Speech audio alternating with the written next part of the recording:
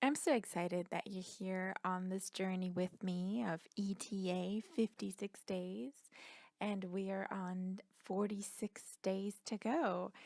And I want to share my experience of journaling with you. I found that a very helpful and very empowering tool for me. I know it's not for everyone, but maybe you can give it another shot or just try it out. Journaling, just writing down your thoughts. So, not traditional journaling of at the end of the day, what did I experience today? Although sometimes that's fun, kind of just thinking about your day. What was significant about my day? What do I appreciate about my day? Who did I run across today? What new thoughts did I have today? That can definitely be beneficial. What I use journaling the most for is really when I'm emotionally overwhelmed, when something happens that I just can't let go of, and my mind just kind of keeps looping around to it.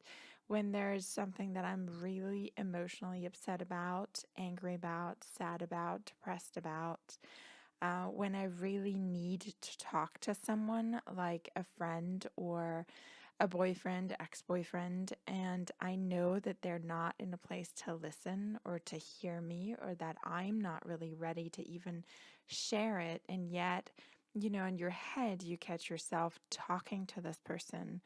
And for me, I've noticed that it's so much more beneficial to start writing because in my head, I don't finish my thoughts. I think of something and I'm like, oh, Christine, that's very judgmental, or that's really mean of you to think or to say, or, you kind of cut yourself off. So for me, journaling, writing is really like a mind dump. I don't limit myself. I just completely let it out, knowing that no one will ever read this, unless I would want them to. So I give myself complete freedom to just be irrational, um, to just let it out, to cuss, to whatever it takes just to get it out, to point fingers, to blame, to on paper scream at somebody, to just really let it out, and it feels so good. And what I notice time and time again, that after I write it down, I can let it go. It's like my mind has found completion with it and said, okay, it's been acknowledged. Now I can let it go. And I always notice that. I mean, not all of my journal entries start that way, but a lot of times it starts with some kind of contrast, something that I experience that I have a tough time with, sometimes that I don't feel, something that I don't feel good about.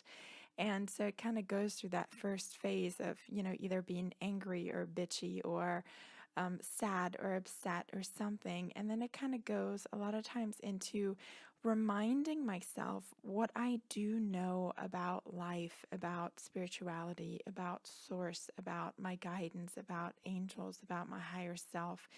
And I just kind of write those sentences down, those basic sentences of what I do believe in, what I do know to be true, what can help me in this situation, what do I need to hear right now from someone else or from myself, what do I need in this moment? And so I just give that to myself. I just write this down. Sometimes I also look for quotes, or I open one of my favorite books and I just kind of start transcribing. There's such power in just writing it in your own handwriting. And I just write down these quotes again, just getting it into the entirety of my being, just remembering who it is that I am and why I've come forth.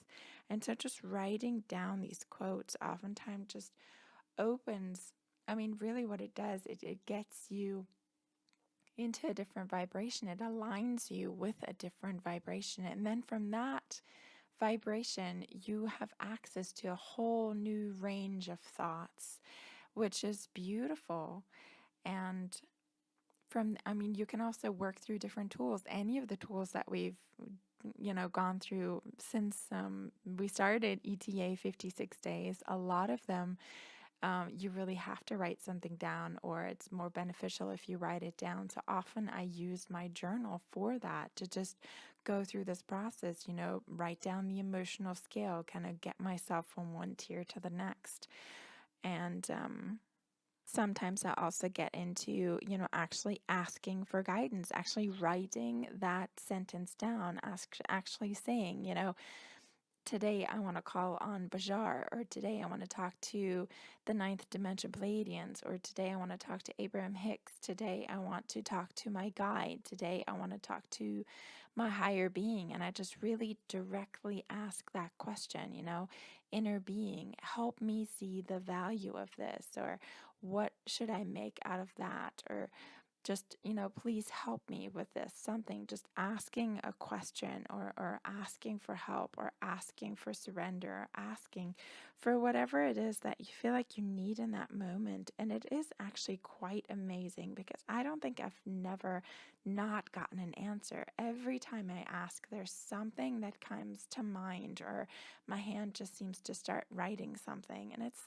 amazing what the depths of your being actually comes up with, what your subconscious knows that you have, not allowed to come through into your consciousness yet. So this is really journaling is a great way to kind of still everything else that's going on around, and just to really focus on the inside, focus on your heart, reconnect with your heart and soul, reconnect with yourself, and really take the time for yourself. Has been just incredibly powerful for me. And I'm hoping it is for you, or will be for you.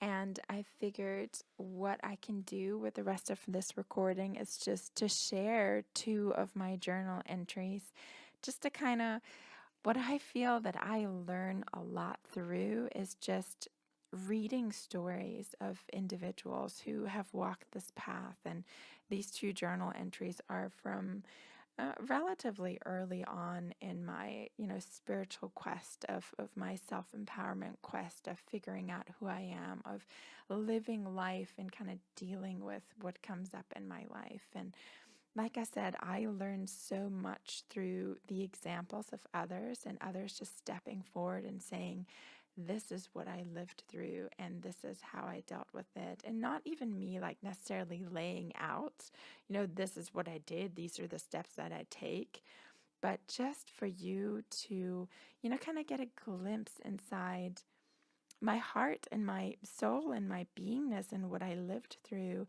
And just kind of hearing that story kind of transfers that vibration to you to say, I can do this too, or something clicks into place for you, or you hear one sentence that gets you thinking about something in your own life. It's amazing where we draw our own inspiration from. So let's get started with the first one. That's actually from January 6th, 2010. This is about physical wellness. So if you're struggling with any kind of illness at the moment, this will be a really great one to kind of listen to. So here we go. I am so much more than what I see as this physical body. Even my consciousness extends much further than I could ever fathom in this body. I am an extension from all that I am, from all that is. My inner being enjoys discovering and experiencing this planet through the senses of this body. I appreciate this body in every single one of its cells. I appreciate my rhythmic, continuous heartbeat. I am alive and full of source energy. I appreciate my lungs, air passageways, and my nose for steadily, relentlessly drawing in my breath and giving life to the cells in my body. I appreciate all my muscles and bones for keeping me upright and providing movement to my body. I appreciate my lips, my mouth, my tongue, my digestive system, stomach, liver, adrenals, spleen, large intestine, small intestine, for making food taste so delicious, and for breaking it down and lovingly presenting, nurturing to my physical body. And I appreciate my liver, my kidneys, my skin, for helping to cleanse and detoxify my body. My resources available to me exist beyond this realm. I can experience anything I desire at any time. I always have access to a better feeling thought. Abraham Hicks. Right now, that better feeling thought sounds like this. My body knows how to get well. Thousands of cells are activated right now, aligning with wellness. Absolute wellness is my natural state of being. Each moment holds an abundance of power to deliver things that have been stored in our vibrational escrow. This is so true. I always think that someday law of attraction will give me what I desire. Someday, when my vibration is pure enough, why not today? Look for evidence today. Appreciate them. Last night, after having a bit of a tough afternoon, I sliced my thumb open as I was trying to open something that was supposed to aid my body in getting well. I was furious and then discouraged. Yet today, I was thinking, this is a positive thing the law of attraction brought to me. This cut is on the outside of my body, in a place where I'm constantly aware of it.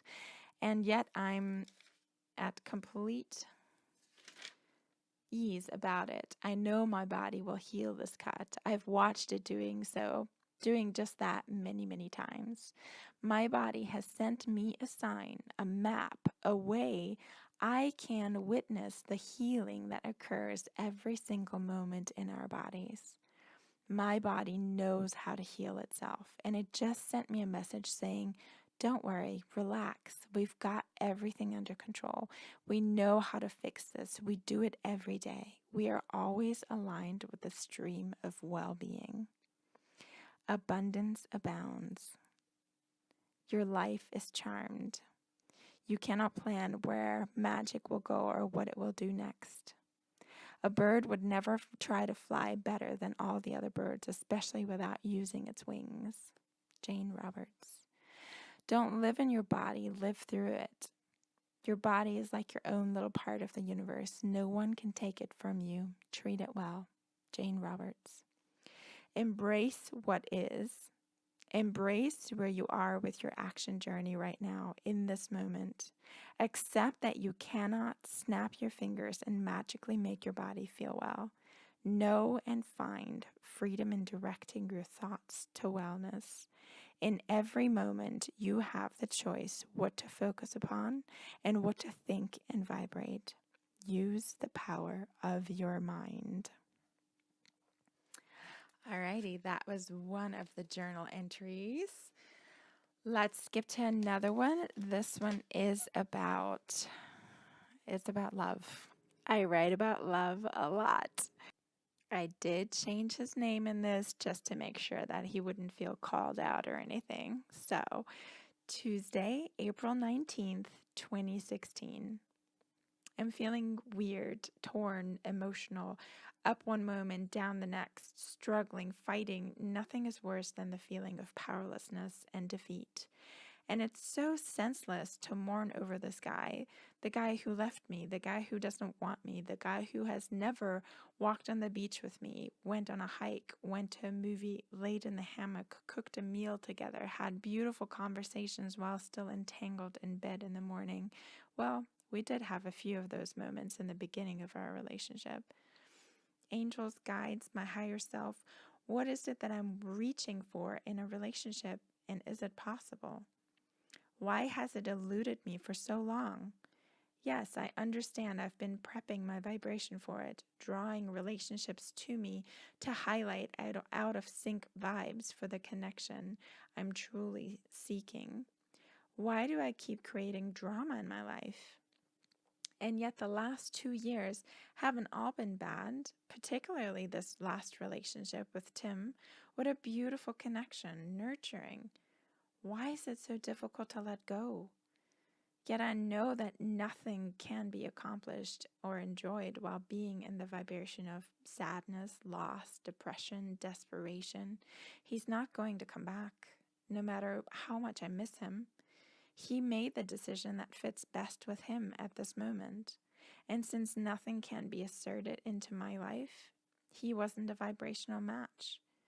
Deep down, I know I asked for more. I just thought I could live that with him. But that's asking him to change.